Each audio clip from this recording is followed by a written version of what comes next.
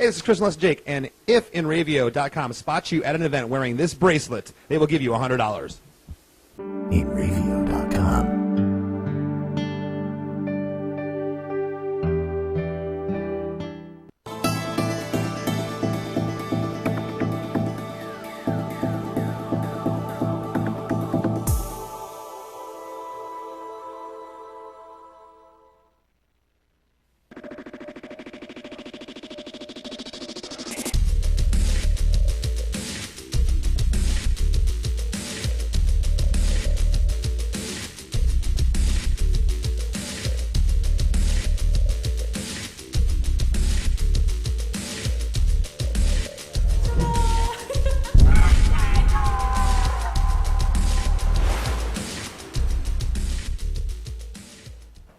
Welcome to this week's edition of Nerdgasm. I am your host, Dave Canfield, and I am here with a lovely JoJo over to my right.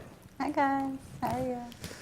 Now, tonight, this is a very different kind of week, considering we lost two greats from Hollywood. Lauren Bacall at the age of 89, who really outlived her husband. Lauren Bacall was married to Humphrey Bogart, so she's was a staple of the golden age of cinema. With a lot of films together, Big Sleep, To Have or Have Not.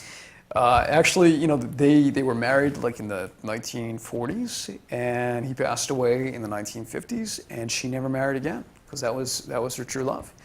But she was really a I'm so bright again. I hate this. Oversaturated on the screen. Yeah, no, it's a brightness thing. So, and also obviously the passing of Robin Williams, and JoJo and I had discussed it, and we're gonna have to have a special episode where we talk about some of our favorite films.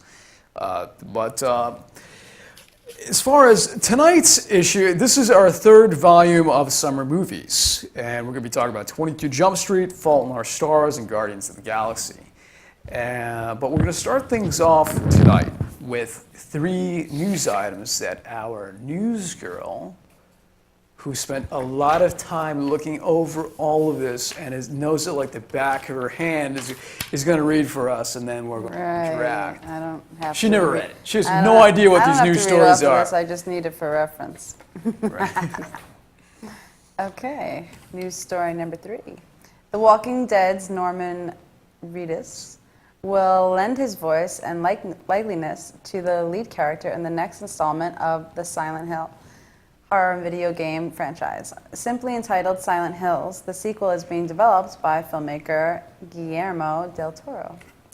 Question. Silent Hill. Do you remember what that is? Do you know what that is? Is that like The Hills Have Eyes? No. I see you paid really close to our, very close attention to our video game conversations, don't you, lovely JoJo? I'm sorry, what? I told you all about the Silent Hill games. You're like, and I swear you were nodding and listening. No, it's Silent Hill. I was nodding. Asleep. I was listening. Nodding off. Yes, Dave. Yes, whatever you say, baby. So no, the Silent Hill video game is a video game that takes place, for all you people watching at home right now, you know. So let me just educate her for a second on this. It's the scariest video game that most everybody who plays it has experienced. It takes place in an isolated town named Silent Hill. They turned it into a couple of feature films. The director of the Silent Hill movie, the first one, said that he found the experience of playing the video game so terrifying that that's what inspired him to create the movie. So I've never had any film experience parallel the gameplay that I've had of that. And it makes no sense. It's a video game. It's a video game, and it doesn't look completely convincing. But this is now like the 5th sequel, and they're having this actor that's known very largely from Walking Dead, and he was in Boondock Saints, and he's lending his likeness. He is the star of this game. And I saw some test footage from it. I'm not sure if anybody's watching at home has seen the test footage, but it looks phenomenal. It's amazing where technology has come. And it seems like it's another game stooped in atmosphere and terror. And so long as I have a PlayStation 4 by the time it comes out, I am all for this thing. but I probably won't because it broke. Baby, that's not funny. You're gonna have to find yourself another man, darling. Oh, no. I like You don't want to live in a car, do you? So nah, what is? I'll still keep you. Okay. So what is the number 2 news story? Number 2 is Disney has released The Machine in the Ghost, a new short film that ties into the upcoming animated series Star Wars Rebels. It's the first of 4 shorts set to premiere over the next few weeks ahead of the series launch. That's right. So Star Wars Rebels is coming out later this year. That's the first Disney-affiliated Star Wars program. You know, because Star Wars Episode 7 is going to be coming out in fall. I know it's going to be coming out in December of 2015, and this is the first time Disney has its stamp on the Star Wars franchise. They have 4 short films, and I watched the first one, Machine and the Ghost. Play on words, you know, Ghost and the Machine is the expression. This is called The Machine and the Ghost. And my feelings so far, it's all right. It's definitely designed. It's definitely the Disneyfication of Star Wars. I am not the exact target audience. This is obviously going for the younger Star Wars audience, and it has some of the charm. It has some of the feeling of Star Wars, but I think it's really geared to the younger crowd, and I'm sure they're gonna love it. I'll probably watch it anyway because it's got the Star Wars name on it. I can't resist. I'm still like 7 years old in my heart. So yeah, if you're curious, you know, find Machine and the Ghost. It's a special short series that Disney is now releasing. I saw it on YouTube. And what is our number 1 news story? JoJo. Number 1, will Thanos show up in the Guardians sequel? Will he? Will he?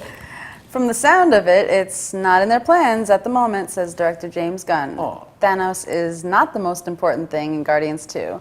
There's the Guardians themselves and other threats that the Guardians are going to be facing that are not Thanos. Guardians 2 is currently slated for release in 2017. Okay, so the big Josh Brolin-looking creature in Guardians of the Galaxy will not be the central villain in Guardians of the Galaxy 2.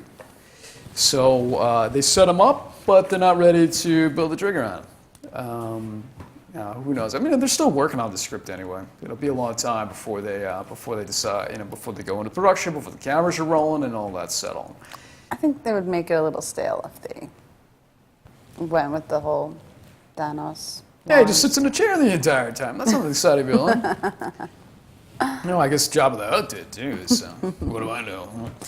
So we are going to go into, oh wait, any comments from the chat room that are like highly exciting or not? Anybody's got anything to offer to that? Man in control and let me know. Because let me tell you something about this computer. See this computer? I'm gonna throw it out the freaking window. It's like you know, it's got a mind of its own. I touch it and then the mouse goes. It's driving me crazy. So like I'm not touching this. If there's any comments in the control room, I could make a joke about that. If there's any comments that are that you want to be passed along to me, I'm not dealing with this thing. This thing is Satan. So they will. I'm sorry. Was that a comment? Yes. Stay. Okay, I see something there. There's I can't read. My eyes are only 20/20. All right, so yeah, people come. But we are going to get into our 22 Jump Street review. Now, this is a film that I saw with JoJo. And I'm going to say that who would have thought that 21 Jump Street would have been such a great comedy? The show wasn't a comedy. You get this directing team on board of Christopher Lord and Philip Miller. And they had their only previous directorial credit on the Hollywood level was Cloudy with a Chance of Meatballs. And these guys made one of my favorite films of that year. Now, that's just my sensibility. If you can deliver a comedy that's sharp and clever and have all the goofy slapstick underneath it all, then I love you. I love the kind of film it is. And that's the epitome of the kind of film. It was smart stupidity, a la Dumb and Dumber.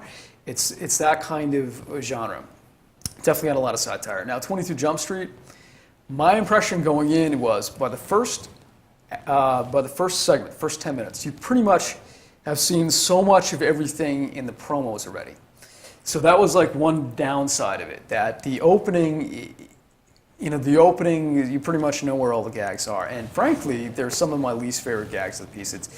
It's not as good as what follows. It's them undercover as the Hispanic criminals, and it's amusing enough, but it doesn't have all of the clever comedy that follows. And what I found very interesting in watching this film with a packed house was that the audience wasn't always laughing what I was laughing at, because this is a very sharp satirical comedy. There's a scene when they're talking to their boss, and everything's meta. Everything references the very film itself. Everything references sequels, but it's between the lines. It's not just overtly spelled out. He says, the problem, and there's a little hint of this in the preview, the problem is that you guys didn't do what you did before, which is a reference to like when a sequel doesn't do what it does before, it makes the audience unhappy.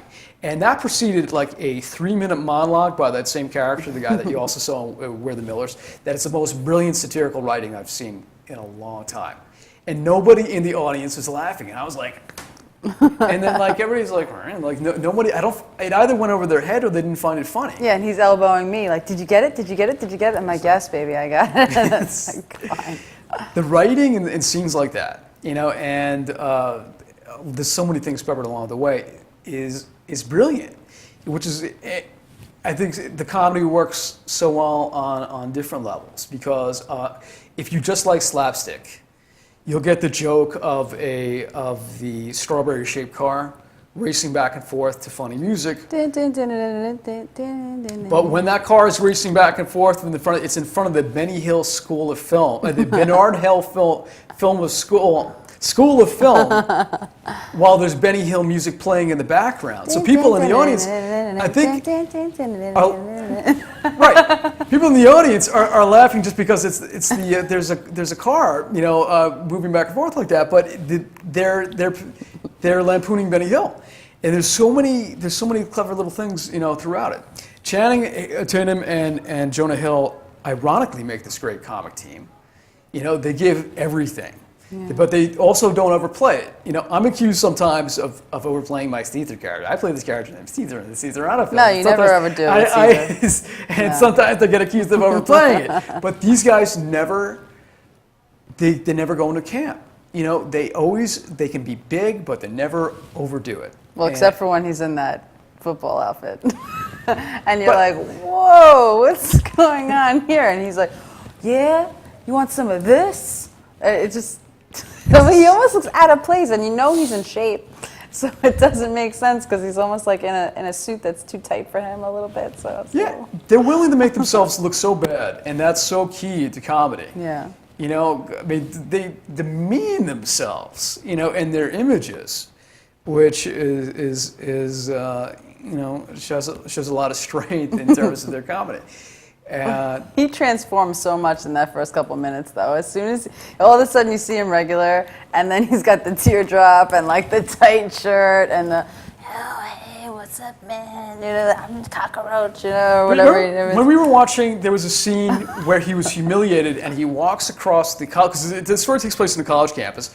He walks across with his head drawn down, and you said, look, and the clothes that he was in from the night before. The walk of shame. I mean, they make themselves look so bad. They're calling themselves, they say they look 40, they look 50. They're constantly putting down their age. What? They you look 50. Go through the ringer. They put themselves through the ringer, and it's golden. Like, it would not be anywhere as funny if they weren't so like game with everything.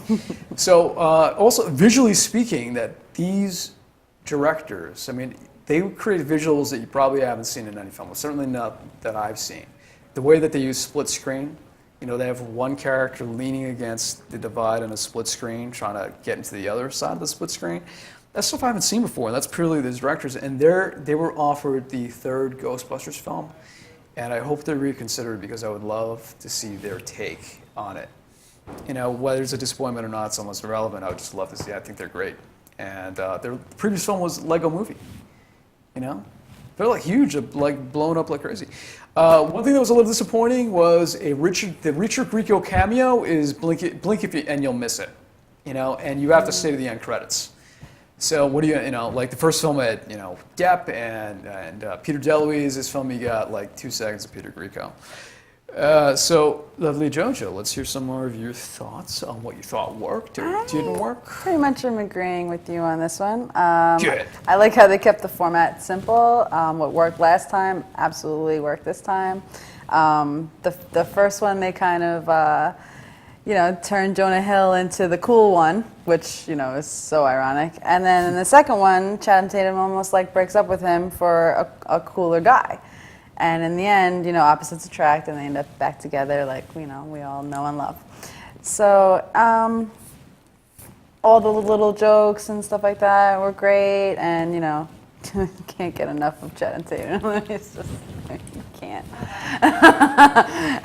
Did you notice that Channing Tatum's getting a little bit of weight? Yeah, he's not quite Magic Mike anymore. What? What was that? Yeah, Channing Tatum's just getting a little bit of weight. Stop it. Stop Do you it. know that? You know his buddy, his male crush in that film was Kurt Russell's son. I think it's Kurt Russell and Goldie Hawn's son, if I'm not mistaken. Oh, the buddy that he right. hangs out, the blonde guy with the facial hair. That would make The little sense. bromance that he has. He's like, bro, we're gonna do anything but just work out. Love the metaphors. What that else people- is there? Jealousy. It's the metaphors in these films that make it so damn clever and funny. Like you have Jonah Hill jealous of the relationship that Channing Tatum, non-sexual relationship that Channing Tatum's having with another guy. And it's all these metaphors about it being a relationship. So it's from top to bottom. I love this film. I'm gonna give it like a 9. 9 out of 10. What do you give it? I agree. It was pretty awesome. So Okay, Go we're gonna head out to commercial break. Hopefully, I'm gonna be able to read some of your comments in the meantime because I hate my damn computer. And when we come back, we're gonna talk a little about Fault in Our Stars and Guardians of the Galaxy. We also got a Nerdgasm trivia challenge. By the way, were you ever able to salvage that third question that was sent to you that you're gonna ask me in the Nerdgasm trivia challenge? no, I'm gonna need that third question, Timmy Packer.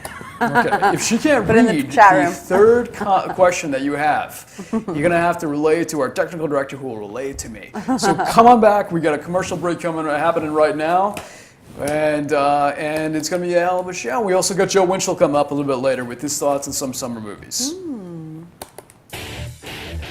In Ravio.com.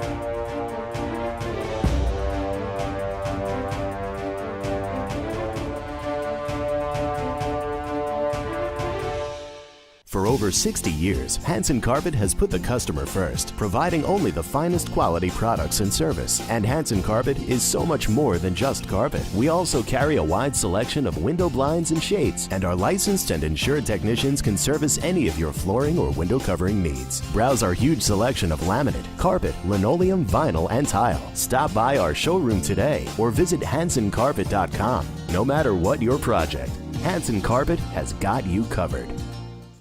Hey, this is Chris Less Jake, and if InRavio.com spots you at an event wearing this bracelet, they will give you $100.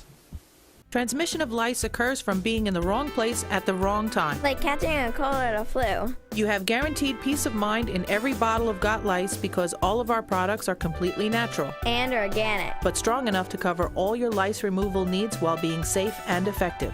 Our professional technicians are specially trained with our exclusive proven technique to successfully comb out head lice. We come right to your home at your convenience. Whenever you want us. We bring everything needed to perform a successful and complete comb out while eliminating your head lice. And we leave you with our exclusive complimentary products to use for the next 10 days following our treatment. For free. Our technicians also check all family members who have been exposed to lice.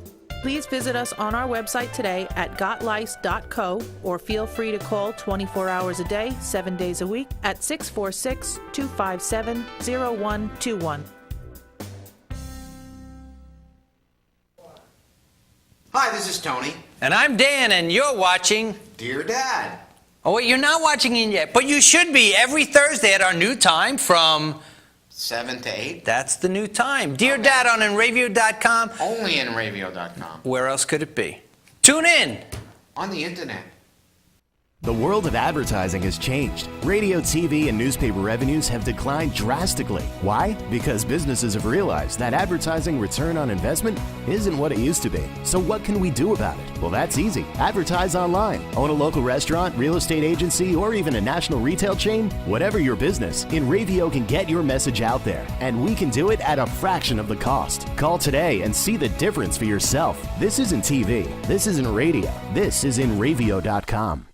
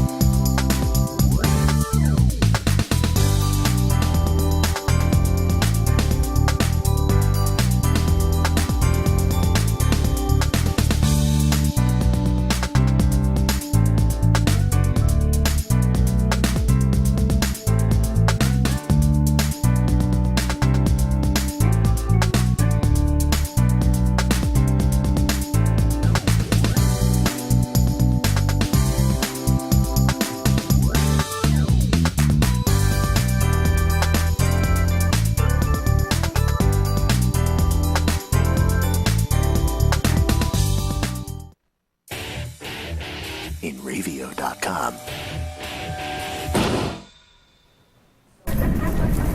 Stay back from me!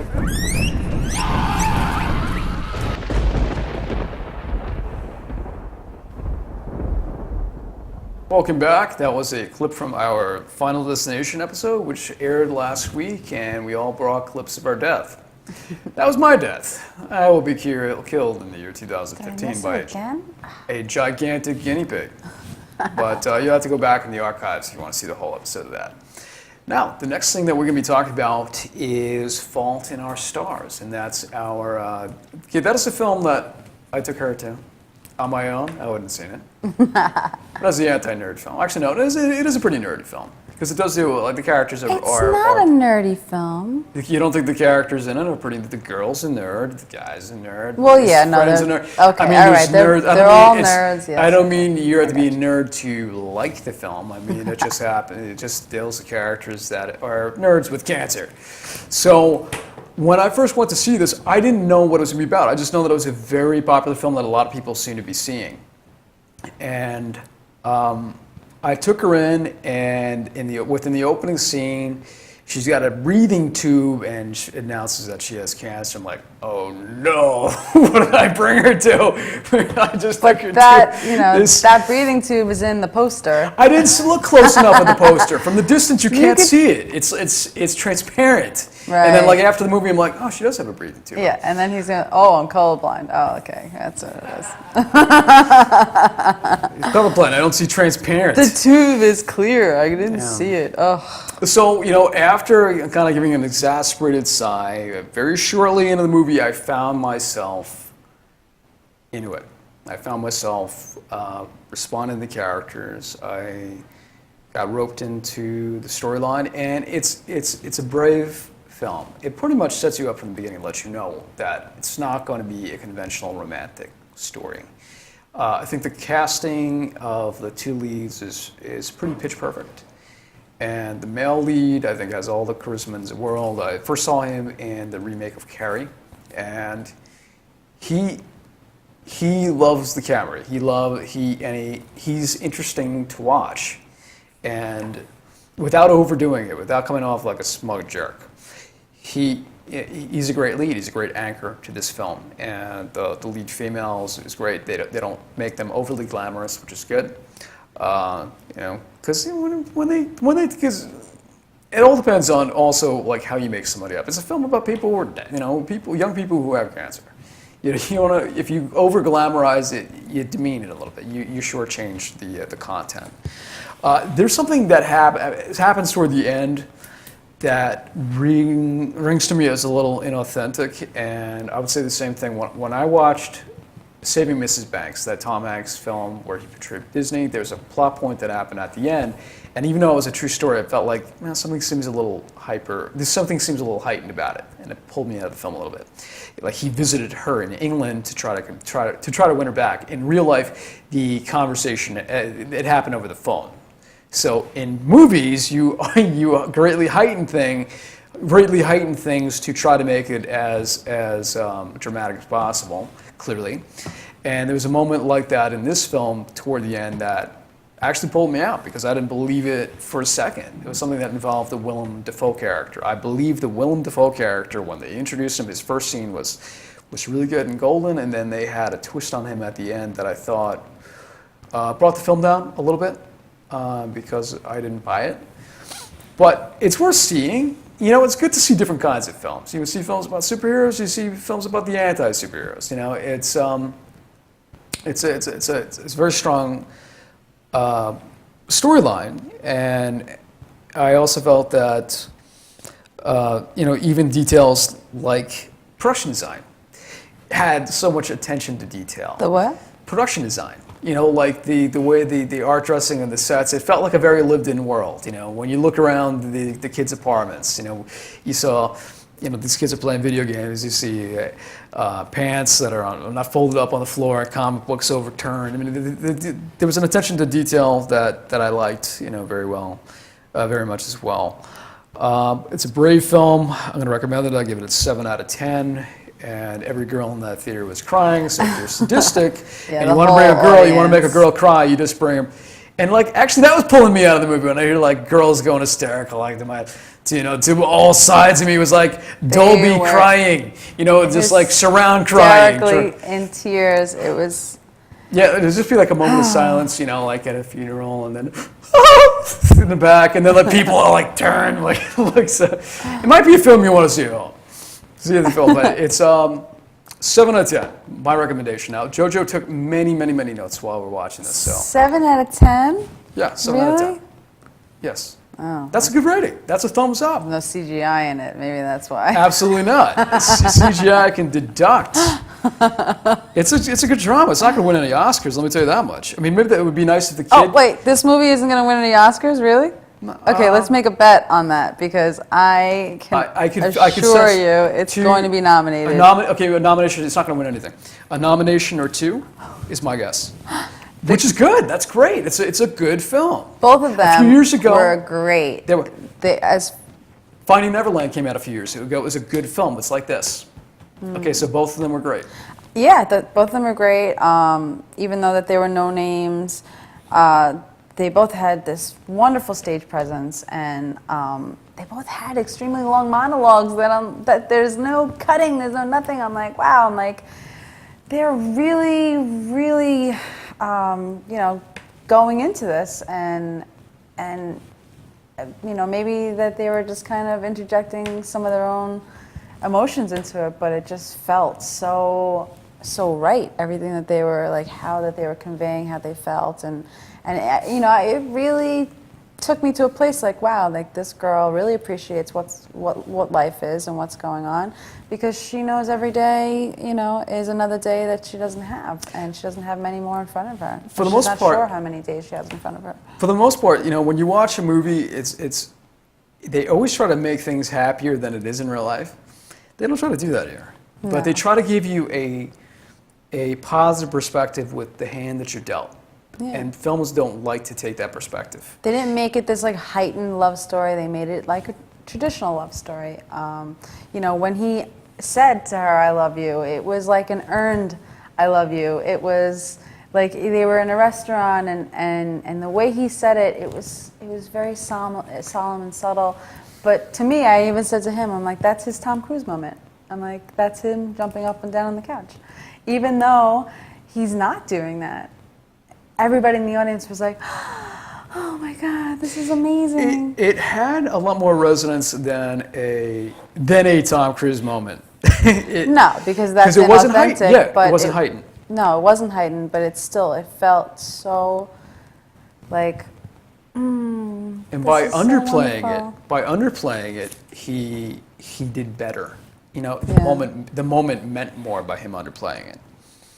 Okay, so you don't agree with my 7 out of 10 review? What do you give it? I like that I saw different things in this film, especially the little text bubbles and stuff like that. Yeah. I like how they modernize a lot of stories. They add more technology that people are using today, where it's very relatable. They're like, oh, you know, I'm seeing what she's writing on her text, or he's sending her something on Facebook or whatever, and like you get to see, you know, real life as it happens. And she's getting a phone call, and at the same time, she's getting a text message.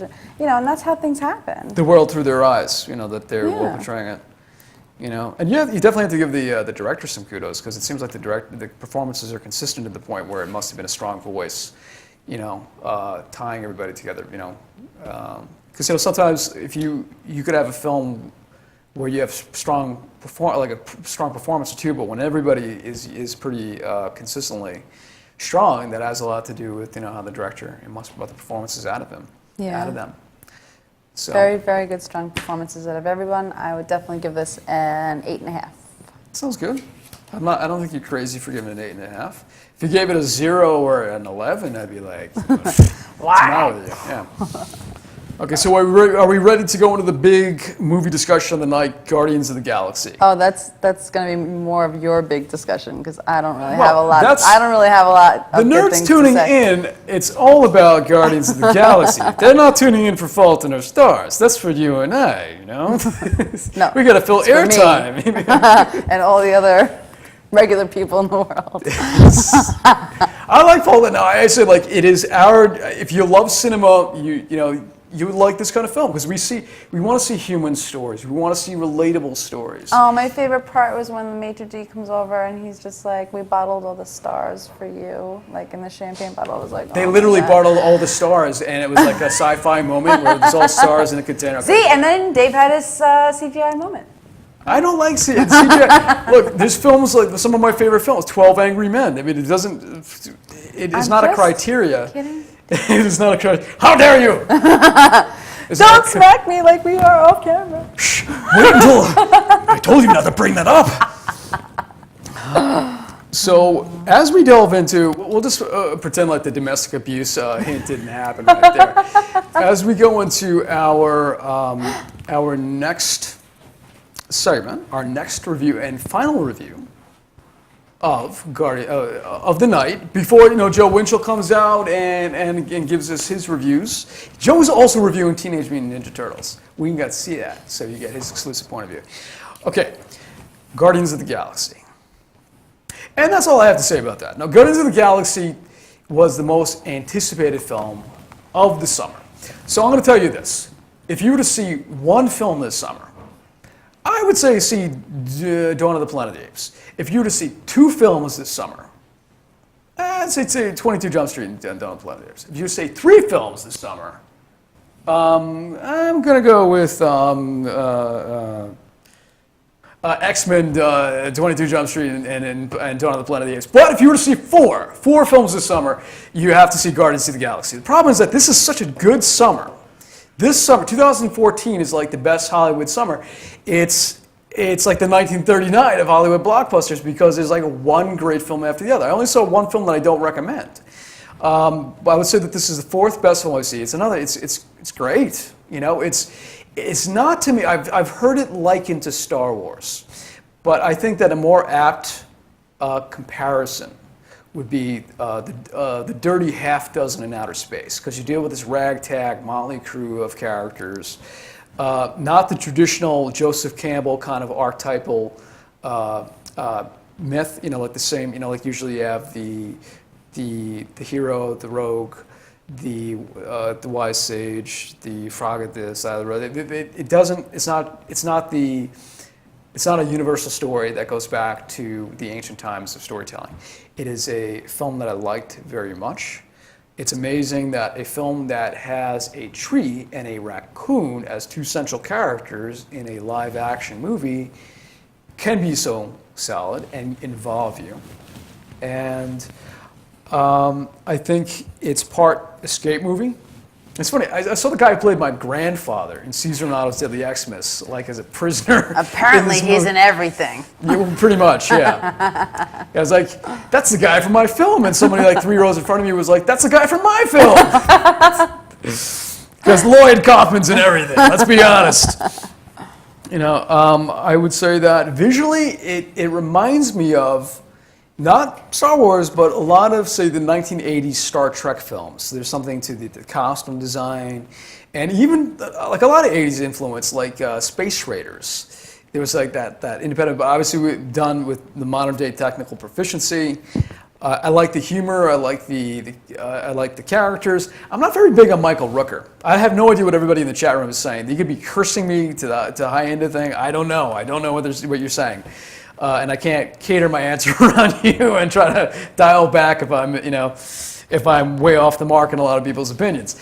But I'm finding myself not a big fan of Michael Rooker, and he's been around for years. He's a working actor. He's unique, but every time I see him in something, I always feel like he's sort of like hamming it up, and not in a very good way.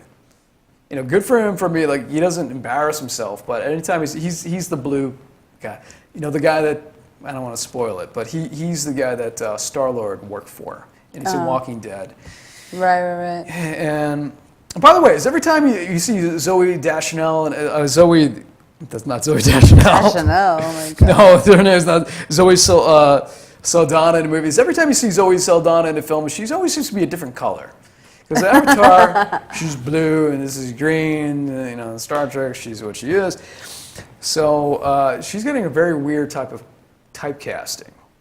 She's perpetually multicolored.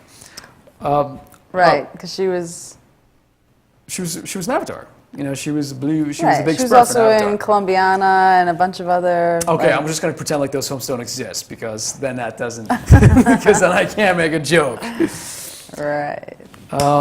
So, you know, you have a character that's abducted in the 1980s, and I was impressed that all of the references that he had, whether he's calling the raccoon Ranger Rick, all of the references that he had were 1988 or before. Like another filmmaker, another writer could have easily cheated, give him 1990 reference, a 1992, because he only knows Earth as of 1988. So all of the references, whether it's Footloose or beyond, are 1988 and before.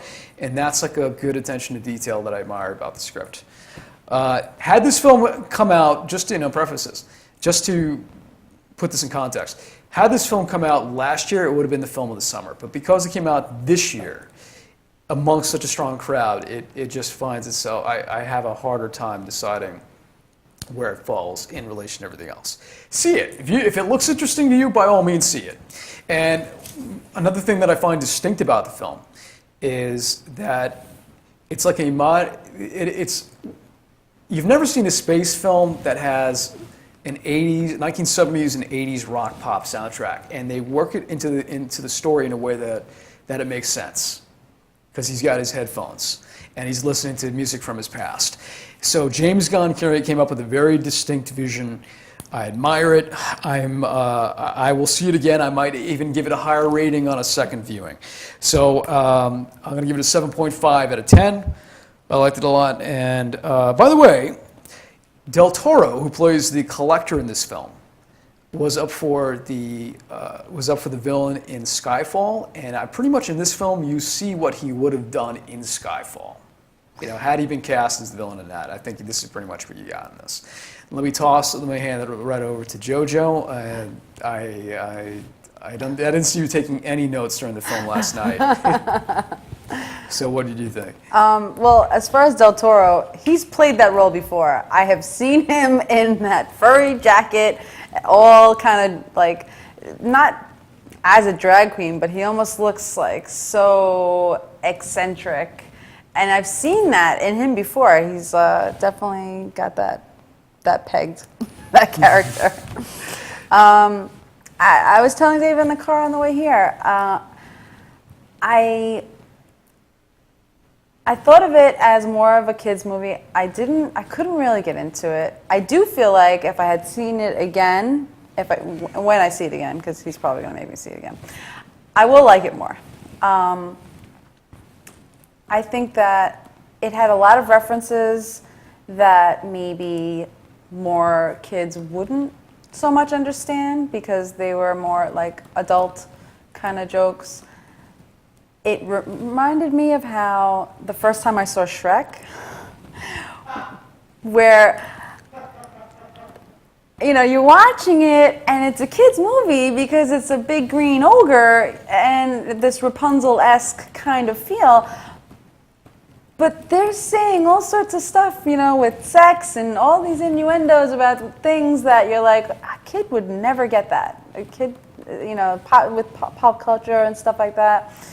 So I was kind of getting that same feeling. I felt like it was definitely geared towards a younger crowd, and it had all of these older references and curse words like a-hole and certain things, or he's flipping the bird at one point, which that was really funny for me because I don't mind the poo-poo and caca jokes. I will laugh at that, but for me it just I don't know.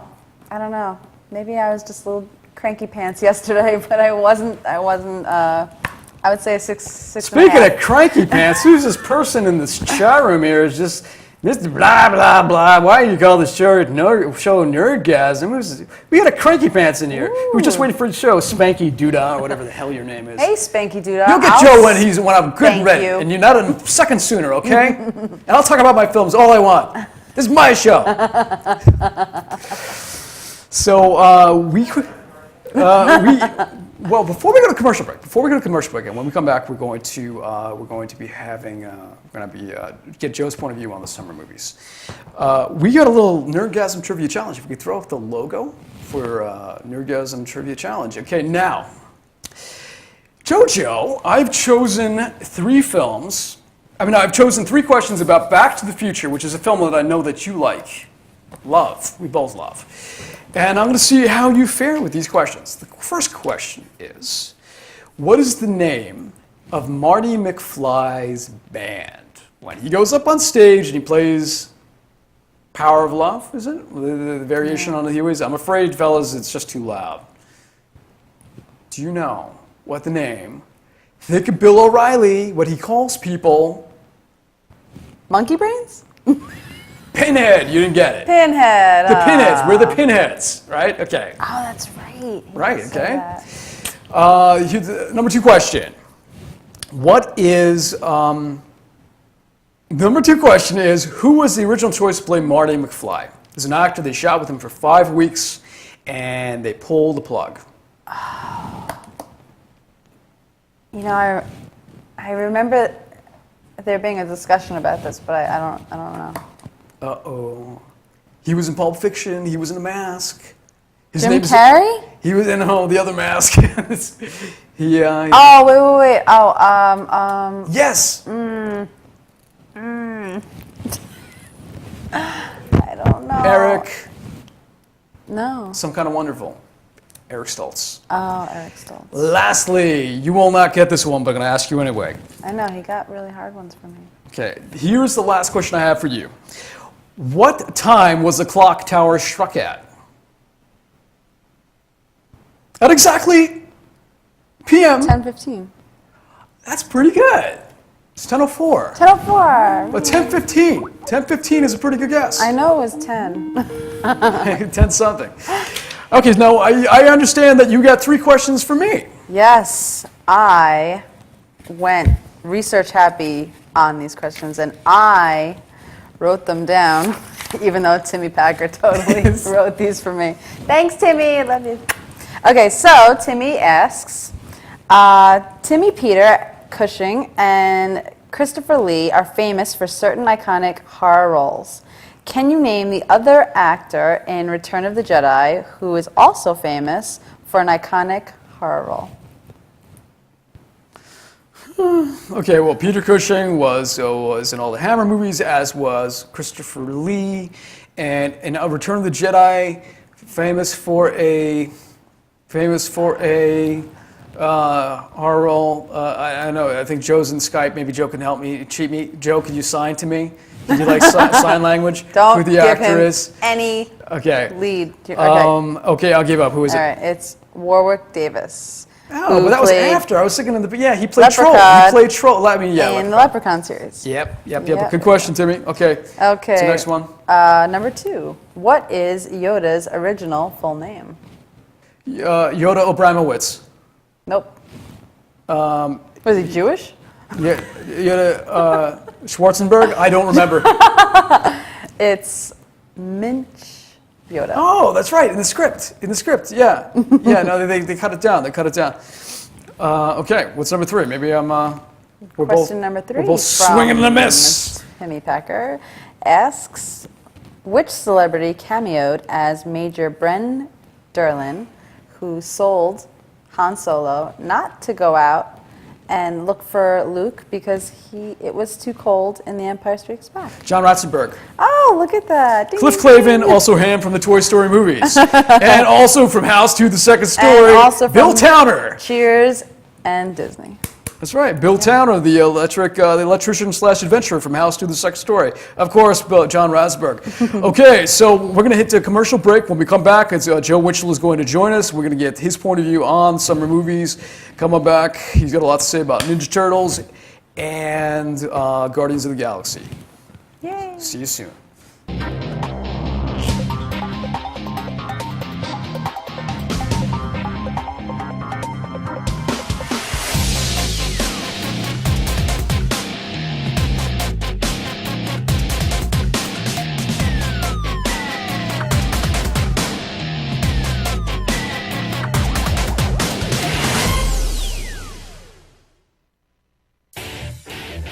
InRavio.com.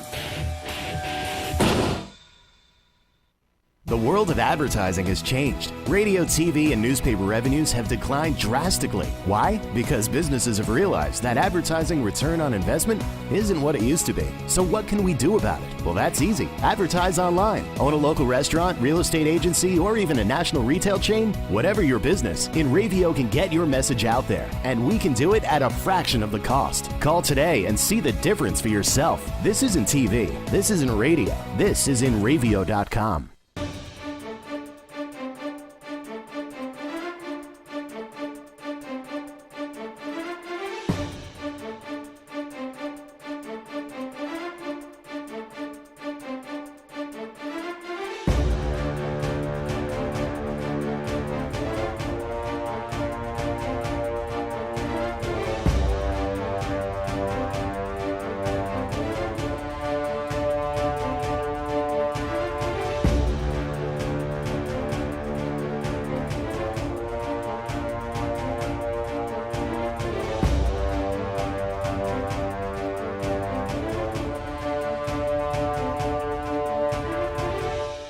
For over 60 years, Hanson Carpet has put the customer first, providing only the finest quality products and service. And Hanson Carpet is so much more than just carpet. We also carry a wide selection of window blinds and shades, and our licensed and insured technicians can service any of your flooring or window covering needs. Browse our huge selection of laminate, carpet, linoleum, vinyl, and tile. Stop by our showroom today or visit HansonCarpet.com. No matter what your project, Hanson Carpet has got you covered.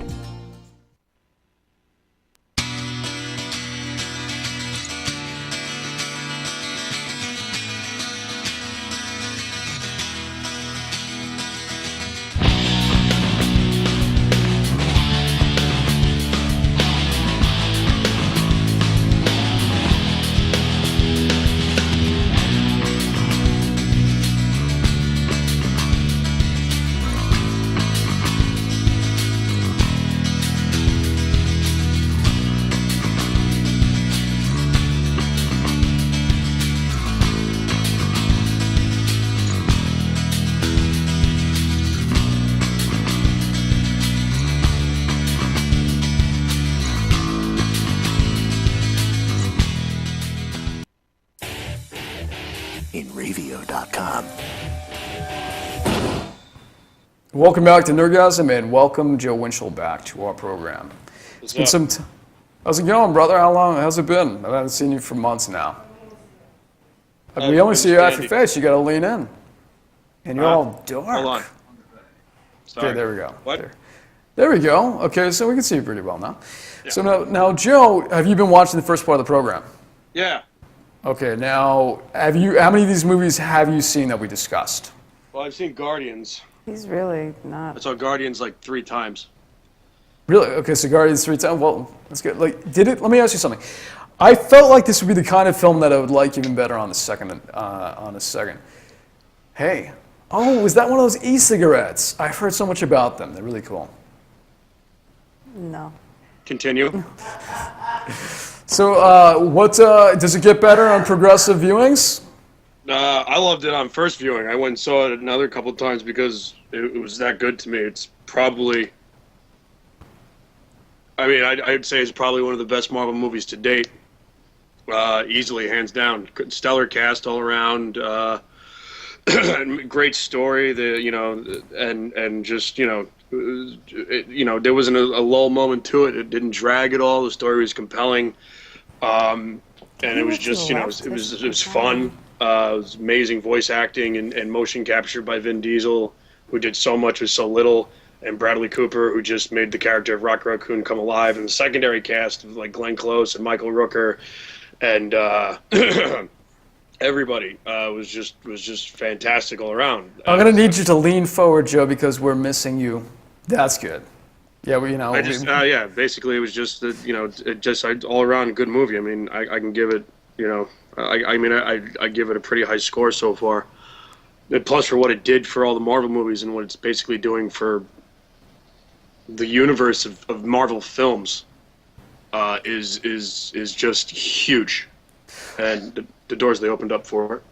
Okay, now you got Captain America 2 this summer, and you also have Guardians of the Galaxy. Which were you a bigger fan of, or is it too hard to discern? It's too hard to discern because it's 2 completely different movies. Captain America 2 is basically a political thriller when you get right down to it. That's basically the storyline. It's a comic book movie, but they've got so much political thriller moments in there with the whole storyline with the Winter Soldier character and the whole Hydra storyline, and also with I can't remember his name, prominent actor. Robert Redford. Robert Redford. Well, let me ask you this, because this is something that I really wanted to ask you about. I don't know Guardians of the Galaxy comic book. I think that you do. Mm-hmm. Oh, Coca-Cola. And how accurate is it to the comic itself? Guardians of the Galaxy was one of those comics that I had read, but didn't know didn't know enough about to make the judgment call in the beginning, pre the movie coming out. I got into a little bit more, just kind of gear up for the movie so I could kind of be in the loop on stuff. And it's pretty accurate. The members itself are sorry, Matt's texting me from Facebook telling me to sit in the frame because I can never stop moving. Yeah, that might be good. Basically, it's pretty faithful. I know they've gone through a couple of other characters and incarnations, but this is basically the core group, and the characters they can build off the most from would be Drax, Star-Lord. Star-Lord, I believe, has always been in it, Gamora, and Groot and Rocket. But so it's pretty accurate to it. All right, and one of the things that was impressive me about the film was that Bradley Cooper, if I didn't know it was Cooper, I wouldn't think it was him. The voice. That's what an actor does. Yeah. Well, in theory, because plenty of times someone's voice is so distinct and unchanging that no matter what they do, you always know it's them. He definitely changed his voice for that character. And it was good. As JoJo was pointing, he changed it, but in a really good way. I mean, sometimes somebody will change their voice and it's inauthentic. He sounded real to me. Ninja Turtles. How do you feel about it? Loved it. I was 12 years old. Fantastic time in the theater. A lot of people have issues with it for really stupid reasons. The stupidest reason that I keep hearing is I don't like the way they look. Everybody keeps saying that I don't like the way they look. Like somebody cornered the market on how mutants are supposed to look. Makes no sense to me. Like everybody's like, well, the Turtles are 6'2", and I'm like, I liked them better when they were shorter. I'm like, Hugh Jackman played Wolverine. The guy's like 6'3". Wolverine in the comic books is supposed to be about 5'7". Nobody says anything about that. Because it's just like it makes people are just complaining just to complain. I went to that movie. I had a great time with it. I thought the voice acting was good in it. It was a popcorn film. Like people are trying to dissect a film that you're supposed to sit and enjoy. So if you want to just sit down and enjoy a film that's funny and entertaining, and it's Ninja Turtles as a kid, then go see it, because that's exactly what it is. And I really, you can argue it all day with me, but it's a Ninja Turtles movie, and it's a good Ninja Turtles movie. Is it the best? Agree with you. I haven't seen it. 7.5, maybe an 8 out of 10. Well, let me ask you, how much like a Michael Bay film does it feel? Because he's only a producer on it, but how does he, is a little bit like a Michael Bay film. It's not full frontal Michael Bay like Armageddon or, Transformers, or like Bad Boys or anything like that. It's got a Michael Bay feel to it, obviously, because he funded the thing, and then some of the action sequences do. But at the core of it, it's a Ninja Turtles movie. It felt more like a Ninja Turtles movie than it did a Michael Bay movie. But it has those moments. I mean, he's got a very distinct style, so you can tell he has a hand in a few things. But you're right, Joe. Yeah, I'm fine. Oh, okay. Now, I'm at a loss of words momentarily. So we got 2 minutes left in the show, but we're going to be having you come back on in a couple of weeks for our screenwriting edition. Hopefully you have a chance to check out the new Sin City movie, and we're going to talk all about the summer movies that we've been reviewing previously. And so you're kind of busy there. We'll continue this soon. And I can't wait to have it. Your hands are full. I'm sitting. I'm talking to you. Oh, they're okay. Favorite summer movie? What was it so far? We'll get into it on depth. Guardians of the Galaxy. Galaxy is your favorite. This year. Have you seen Dawn? No. Don't need to. I've seen Guardians of the Galaxy. No, see Dawn of the Planet of the Apes. And so we can when you're on the show, we can have a real discussion about like one versus the other. No, you see one movie about monkeys fighting humans, you've seen them all. Oh, that's like saying I see one comic book movie, I've seen them all. That's a blanket statement. Okay, so we're hitting 11 o'clock. We're just going to quickly do a question of the week. I don't even think we have time for that. So, Joe, thank you so much for calling in. We're going to see you in the studio in 2 weeks, buddy. And if our question of the week option, my gosh, is can you think of a remake? This is from PJ from the chat room. Can you think of a remake that you like better than the original? And my answer is Cape Fear from 1992. Scorsese's Cape Fear I liked even better than the original. Can you think of a remake that you like better than the original? I know, I was thinking about this question. I don't really know. How do you think about Arthur? You were telling. Oh, I loved Arthur. I know a lot of people slammed it, but the remake, I thought I could watch that. That's one of my guilty pleasures. I could watch that over and over again. Him underneath the bull and everything else is just hilarious. Arthur was one of my favorites of Mike. Yeah. Okay, so now everybody, we are hitting the close of the show. Next week, we're going to have a special episode about Toy Story. We've got a great guest who's animated a Mike Mangala comic book. He directed a show based on the Mike Mangala comic book. And so please tune in. Okay, wait, something happened wrong. I'm getting some kind of comment in my ear. 2 seconds left. Okay, 2 seconds left. We'll just tune in next week, trust me. It's going to be a great show. Thank you so much for tuning in. Bye, guys.